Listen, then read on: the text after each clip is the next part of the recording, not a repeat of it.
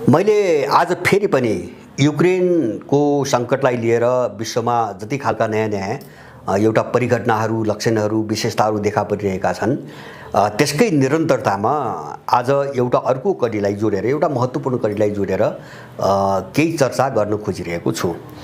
जस्तो अहिले अमेरिकन बजारमा हेनरी किसिन्जरदेखि लिएर तपाईको अमेरिकाका धेरै विश्लेषकहरू, लेखकहरू हुँदै फ्रान्सका राष्ट्रपति मैक्रोनसम्म र जर्मनीका चान्सलरहरूसम्मका कुराहरू हेर्ने हो भने उनीहरूको भाषामा एउटा चिज चाहिँ तपाईको एकदम स्पष्ट रूपमा अगाडि आएको छ। त्यो के हो भन्छ भने युक्रेनले रुसले चाहेको केही भूभाग दिएर भए पनि सम्झौता गर्नुपर्छ। अमेरिकनहरूको एकदमै जोड छ। त्यो मलाई लाग्छ हेनरी किसिन्जरको व्यक्तिगत अभिव्यक्ति होइन, त्यो अमेरिकाको रणनीति हो। उनीहरूले आफ्ना रणनीतिहरू बाहिरबाट चाहिँ स्वतन्त्र विश्लेषकको नामबाट अथवा चाहिँ कुनै विपक्षी जस्ता देखिने पार्टी व्यक्तिहरूबाट अथवा विश्लेषकको नामबाट उनले बाहिर ल्याउने गर्छन्, जो उनको वास्तविक राज्यको अवधारणा हुन्छ, नयाँ चाहिँ तपाईको नीति हुन्छ। अब यसको अर्थ के हो भन्छ भने अब पश्चिमा दुनिया अन्त कतै केन्द्रित हुन खोजिरहेको छ हैन। जस्तो युक्रेनलाई त शिकार बनायो हैन, जस्तो युक्रेनलाई रुसको हवा देखाएर अमेरिकाले पूर्वी युरोप, पश्चिमी युरोप र युक्रेनमा जति हतियार बेच्नु थियो बेच्यो, जति फाइदा उठाउनु थियो उठायो। अब चाहिँ तर रुस डगमग भएन, त्यसको उल्टो असर चाहिँ यिनीहरूमाथि पर्यो। जस्तो चाहिँ मूल्य वृद्धिदेखि लिएर सारा चिजको शिकार पश्चिमी युरोप भयो, अमेरिका भयो, विश्वभरि ठुलो खाद्यान्न सङ्कट आयो र यिनीहरूभित्र पनि विभाजन आयो। जस्तो युरोपियन युनियनभित्र विभाजन आयो, नेटोभित्र विभाजन आयो र अब अहिले पनि तपाईँ हामी हेर्ने हो भने युक्रेन सङ्कटलाई लिएर जर्मनी र तपाईको फ्रान्सको जुन स्वर सुनिन्छ त्यो चाहिँ अमेरिकाको भन्दा एकदमै बेग्लै खालको स्वर छ। र तपाईको फ्रान्सका राष्ट्रपतिले त फेरि पनि दोहोऱ्याए, अस्ति भर्खरै फेरि पनि दोहोऱ्याए कि रुसलाई ह्युमिलिएट गर्ने कोसिस गर्नु हुँदैन, यसले ठुलो दुर्घटना निम्त्याउँछ अथवा उसलाई अपमानित गर्ने, आइसोलेसनमा पुर्याउने, अलगावमा पुर्याउने चाहिँ काम कसैबाट हुनु हुँदैन भन्ने कुरा उनले बोलिरहेका छन्। त्यो रुसप्रतिको सदाशयता होइन। एउटा कुरो मैले भने नि, अहिले रुसप्रति चाहिँ सहानुभूति देखाए जस्तो एउटा अभिव्यक्ति आइरहेको छ युक्रेनका विरुद्धमा, सारमा युक्रेनका विरुद्धमा। र अर्को यसैसँग जोडिएको एउटा साह्रै महत्त्वपूर्ण कुरा के आएको छ भने डोनाल्ड ट्रम्पको समयपछि, जस्तो डोनाल्ड ट्रम्पको रिपब्लिकनहरूको चाहिँ तपाईको नीति त्यो के हुन्छ भने अमेरिकाको स्थायी दीर्घकालीन र सबभन्दा ठुलो शत्रु भनेको चीन हो भन्ने उनीहरूको थियो। उनले रुसलाई मान्दैनथे। अब तर डेमोक्रेटहरूको अर्कै थियो, उनले रुसलाई चाहिँ मूल समस्या मान्दै आएका थिए। तर अहिले भर्खरै एक हप्ता अगाडि अमेरिकनहरूले डेमोक्रेटहरूले आफ्नो हिजोको त्यो सोचमाथि पुनर्विचार गरेका छन् र एउटा नयाँ निष्कर्ष ल्याएका छन्। उनले के भनेका छन् भन्छ भने रुस हाम्रो निम्ति तात्कालिक खतरा हो तर चीन दीर्घकालीन खतरा हो। यो निर्णय अहिले भर्खरै अमेरिकामा भयो। यो निष्कर्ष अमेरिकनहरूले निकाले, जो चाहिँ डोनाल्ड ट्रम्पको लाइन हो। अब मैले यो दुईटा चिजलाई जोडेर यो पछिल्लो परिस्थितिको सम्भावित चित्रका विषयमा कुरा गर्न चाहन्छु। जस्तो एउटा चाहिँ तपाईको अब रुस तात्कालिक हिसाबले हाम्रो शत्रु हो, खतरा हो, तर दीर्घकालीन हिसाबले चीन हो भन्ने कुराले केही चिज सङ्केत गर्छ। त्यो केले सङ्केत गर्छ भन्छ भने अब यही सङ्केतमा आधारित जस्तो युक्रेनलाई जो अर्थी दिइरहेका छन्, रुससँग मिल, आफ्नो भूभाग दिएर भए पनि मिल भनिरहेका छन्, यसका पछाडि केही खास कारणहरू छन्। अब एउटा कारण के हो भन्छ भने उनले भनेको जस्तो निश्चित रूपमा उनलाई लाग्छ रुस चाहिँ तात्कालिक हिसाबले भनेको तपाईको सैन्य शक्तिको हिसाबले अथवा चाहिँ तपाईको एउटा चाहिँ हतियार चाहिँ तपाईको प्रणालीमा पश्चिमाहरूको निम्ति एउटा जब्बर खतरा हो। उनले त्यसैलाई तात्कालिक भनेका हुन् हैन। एउटा कुरा तात्कालिक भनेका हुन्। दोस्रो उनलाई के लाग्छ भन्छ भने रुस चाहिँ क्रिस्चियनिटी चाहिँ भएको देश हो, त्यसकारणले हाम्रो निम्ति ठुलो समस्या होइन भन्ने पनि उनको मनोभाव देखिन्छ। आर्थिक रूपमा रुस चाहिँ तपाईँको उनको समस्या होइन र राजनीतिक रूपमा पनि रुस चाहिँ त्यति ठुलो समस्या होइन। उनको यस्तो खालको चाहिँ तपाईको विश्लेषण देखिन्छ। तर चीन उनको निम्ति सबैतिरको खतरा हो। चीन चाहिँ तपाईको सैन्य रूपमा पनि खतरा हो हैन। उनको निम्ति रुस जस्तै सैन्य चाहिँ क्षेत्रमा पनि चीन त्यतिकै खतरा भयो, राजनीतिक रूपमा पनि त्यतिकै खतरा भयो। किन विश्वमा जो उसको प्रभाव छ नि, जो पकड, जो सम्बन्ध विस्तार भइरहेछ, त्यसले राजनीतिक रूपमा रुसभन्दा चीनलाई धेरै बलियो बनाएको छ। र सभ्यताको कुरा गर्नुहुन्छ भने चीन उनको सधैँको निम्ति चाहिँ खतरा हो। चीन पूर्वी सभ्यताको एउटा केन्द्रबिन्दु हो, ह्वाङ्गो सभ्यताको तपाईँको केन्द्रबिन्दु हो। के अरे चाहिँ तपाईँको लाओत्से र कन्फ्युसियस मूल्यमा आधारित चाहिँ पुरानो सभ्यता हो। यो पूर्वीय सभ्यताको एउटा हिस्सा हो। यससँग पश्चिमाहरूको ठुलो दुश्मनी छ हैन, पश्चिमाहरूको ठुलो दुश्मनी छ। यो तीनटा कारणले उनले चीनलाई चाहिँ मुख्य शत्रु भनिरहेका छन् र दीर्घकालीन खतरा भनिरहेका छन्।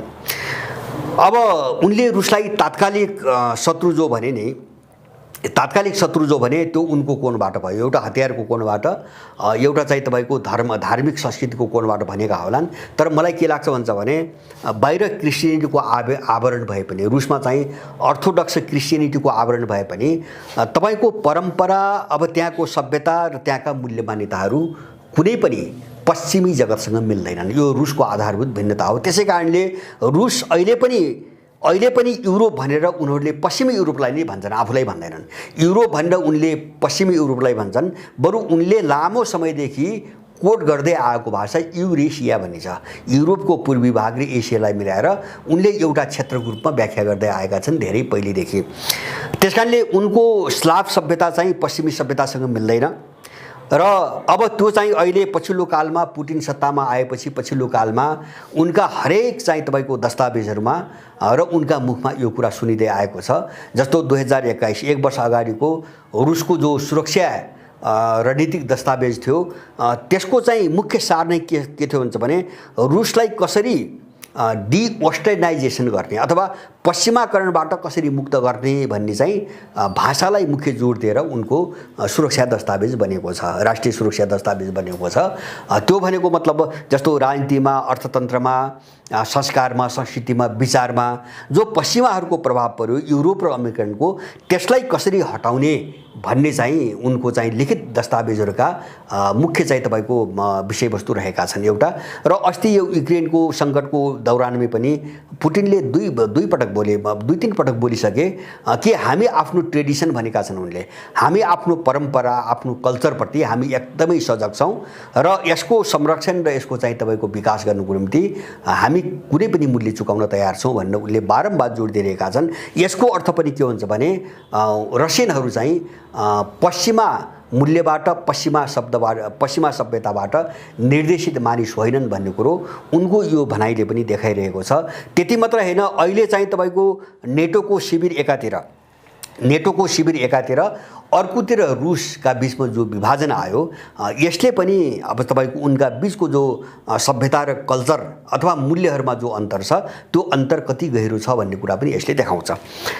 अब यो एउटा पाटो भयो। मैले भन्न खोजेको अहिले चाहिँ जस्तो अहिले चीनतिर जो केन्द्रित हुन थाल्यो यो पछिल्लो अवस्थामा, मैले भने रुस तात्कालिक समस्या हो र चीन दीर्घकालीन समस्या हो भन्ने अमेरिकनहरूको यो पछिल्लो निष्कर्षपछि अब उनले विशेष गरिकन दुई तीनटा कोणबाट चाहिँ खेल्न खोजिरहेका छन्। जस्तो एउटा शक्ति सन्तुलनको कोणबाट उनले आफ्नो पक्षमा चाहिँ विश्वको भूराजनीतिलाई बदल्न खोजेका हुन्। मलाई लाग्छ त्यो चिजमा उनीहरू एकदमै असफल भइसकेका छन्। दोस्रो शक्ति समीकरणको कोणबाट हैन, अथवा चाहिँ तपाईँको एउटा गठबन्धन भन्छौँ नि हामी, शक्ति समीकरणको कोणबाट पनि उनीहरू असफल हुँदै गएका छन्। र उनीहरू डराइ कहाँ रहेका भन्छ भने अब यसले हाम्रो सभ्यतामाथिको जो वर्चस्व हो, पूर्वीय जगतमाथि वर्चस्व हो, यसलाई पनि समाप्त पार्छ भन्ने भयले उनीहरू ग्रस्त हुँदै गएका छन्।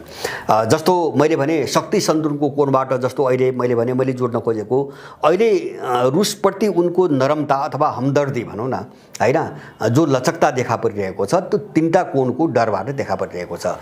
अब एउटा के छ भन्छ भने रुस चिनिया ब्लकमा स्थायी रूपमा जोडियो भने जो कुरा बारम्बार हेनरी किसिन्जरहरू र युरोपका केही चाहिँ विश्लेषकहरूले भनिरहेका छन्, रुसलाई चिढाउँदै जाने क्रममा रुस चीनको थाई गठबन्धनमा गयो भने यो पश्चिमा जगतको निम्ति पार नलाग्ने खालको समस्या भएर आउँछ, हामी ठेक्न सक्दैनौँ, एउटा उनको निष्कर्ष।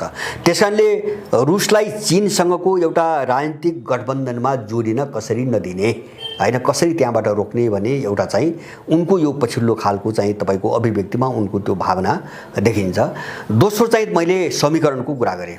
समीकरण भनेको के हुन्छ भने अहिले जस्तो BRI को नाममा चीनले जो संसारका सबै देशहरूलाई एउटा जालोमा बाँध्यो र त्यति मात्रै हैन रुसमाथिको प्रतिबन्धका विरुद्धमा जो लगभग संसार नेटो देश बाहेक बाँकी दुनियाँका जम्मै देशहरू जस्तो नेटो सम्बद्ध देशहरू र अपवादको रूपमा जस्तो जापान र ताइवान जस्ता एकाध देशहरू बाहेक संसारको जम्मै देशहरू चाहिँ जो उसको चाहिँ तपाईको रुसमाथिको प्रतिबन्धलाई अस्वीकार गरेर आफ्नो व्यापार जारी राखे। यसले के देखायो भन्छ भने अब अन्तर्राष्ट्रिय समीकरण पनि एकदमै उल्टिसकेको छ। म पछिल्लो अवस्थामा एउटा उदाहरण दिन चाहन्छु। जस्तो अहिले चाहिँ जस्तो रसियन र चिनियाहरूको हात चाहिँ तपाईको अमेरिकाको मुखमा पुग्यो। जस्तो निकारागुआ, होन्डुरस भयो अथवा चाहिँ क्युबा त पहिलेदेखि नै थिँदै थियो।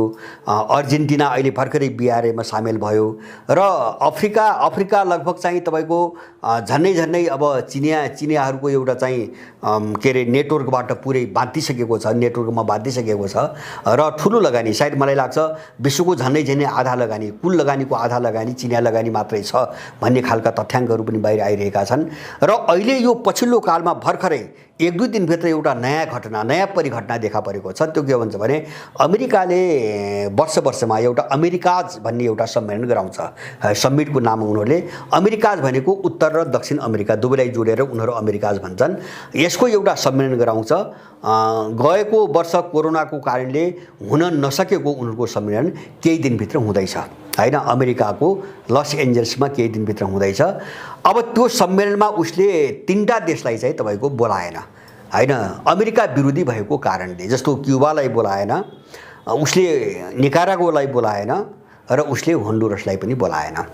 अब यसका विरुद्धमा अहिले ल्याटिन अमेरिकाका धेरै देशहरू अमेरिकाको त्यो समिटमा नजाने घोषणा सुरु गरेका छन्। जस्तो मेक्सिकोले आफू नजाने घोषणा गरिसक्यो हैन, जो अमेरिकासँग सिमाना जोडिएको छ। त्यस्तै गरेर केही देशहरू जस्तो चिली भयो, ब्राजिल भयो, बोलिभिया भयो, अर्जेन्टिना भयो, अब के अरे चाहिँ उसले नबोलाएकोमा मैले के होन्डुरस भने, क्युबा के अरे चाहिँ तपाईँको निकारागुआ र चाहिँ भेनेजुएला 3 देशहरूलाई उसले बहिष्कार गरेको छ। यसको विरुद्धमा बाँकी जस्तो मेक्सिकोले नजाने भन्यो, बाँकी चाहिँ ल्याटिन अमेरिकी देशहरूले राज्य स्तरको चाहिँ एउटा हाई प्रोफाइलको उपस्थिति नजनाउने सामान्य कर्मचारी पठाइदिने हैन, सामान्य कर्मचारी पठाइदिने। हामी यसको पक्षमा छैनौँ भनेर अमेरिकालाई पहिलो पटक चुनौती दिएका छन्। किन भन्छ भने अहिलेसम्मको अमेरिकी डक्ट्रिन के हो भन्छ भने ल्याटिन अमेरिकामा अमेरिकाको हित विरुद्ध तपाईको कुनै पनि देशले चाहिँ त्यहाँ चाहिँ आफ्नो छाया पार्नु हुँदैन भनेर उनको एउटा डक्ट्रिन छ, जसअनुसार उनले युरोपलाई पनि त्यहाँ खेल्न नदिइरहेको अवस्था छ अहिलेसम्म। त्यसमाथि चिनियाहरूले एउटा ठुलो चुनौती खडा गरिदिए, चिनिया र रसियनहरूले ठुलो चुनौती खडा गरिदिए। अहिले चाहिँ जो अमेरिका जो सम्मेलन हो त्यो सम्मेलन चाहिँ अहिले बाहिर जे समाचार आएको छ त्यो अनुसार हुने हो भने अमेरिका पूर्ण रूपमा असफल हुन्छ। यसको अर्थ के हो भन्छ भने दक्षिण अमेरिका अब चाहिँ संयुक्त राज्य अमेरिकाको कन्ट्रोलमा छैन अथवा उसको समीकरणमा भित्र चाहिँ बस्न अब चाहनु बाहिर निस्किसकेको छ। इभन यसमा ब्राजिल जस्तो देश पनि छ। अब यो दृश्य आयो। अब अफ्रिका उनको समीकरणमा छैन, ल्याटिन अमेरिका उनको समीकरणबाट बाहिर चाहिँ गइसकेको सङ्केत देखिन्छ। अब एसिया नै भइहाल्यो। युरोपमा त्यत्रो विभाजन आयो हैन। अब भूगोलको हिसाबले चाहिँ पश्चिम युरोपभन्दा 2 गुणा ठुलो युरोपको भूभाग चाहिँ तपाईको उनको समीकरणमा छैन भनेपछि अमेरिकनहरू अथवा युरो अमेरिकन भनौँ उनीहरू एकदमै अलग थलग पर्दै गएका छन्, समीकरणको हिसाबले एकदमै अलग थलग पर्दै गएका छन्। र तेस्रो चिज उनको चाहिँ तपाईको समस्या यो पछिल्लो जो मैले भने नि रुसमा युक्रेन र रुसलाई लिएर उनी जे बोलिरहेका छन् त्यो तेस्रो कुरा कहाँ जोडिएको छ भन्छ भने सभ्यताको लडाइँसँग जोडिएको छ हैन। जस्तो मलाई लाग्छ यसमा उनीहरू किन असफल हुन्छन् भन्छ भने रुसीहरूले आफ्नो सभ्यता र आफ्नो संस्कारलाई अहिले राम्रोसँग बुझेका छन्, राम्रोसँग बुझे। र मलाई लाग्छ शीतयुद्धकालमा अथवा चाहिँ हिजोको सोभियत सङ्घ र अमेरिकाको बीचमा जुन द्वन्द्व थियो हैन, जुन चाहिँ एउटा ध्रुवीकरण थियो त्योभन्दा कैयौँ गुणा बढी डरलाग्दो र कैयौँ गुणा बढी दूरगामी तपाईको ध्रुवीकरण अहिले भइरहेको छ। किन हिजो वैचारिक ध्रुवीकरण मात्रै थियो, अथवा चाहिँ हिजो शक्ति सन्तुलनका लागि ध्रुवीकरण थियो, तर आजको ध्रुवीकरण त्यो होइन। अहिलेको तिनटै जोडियो, एउटा शक्ति सन्तुलनको ध्रुवीकरण, अर्को चाहिँ शक्ति समीकरणको तपाईँको ध्रुवीकरण र सभ्यता बीचहरूको ध्रुवीकरण, र यससँग तपाईँको बजार पनि जोडियो होइन।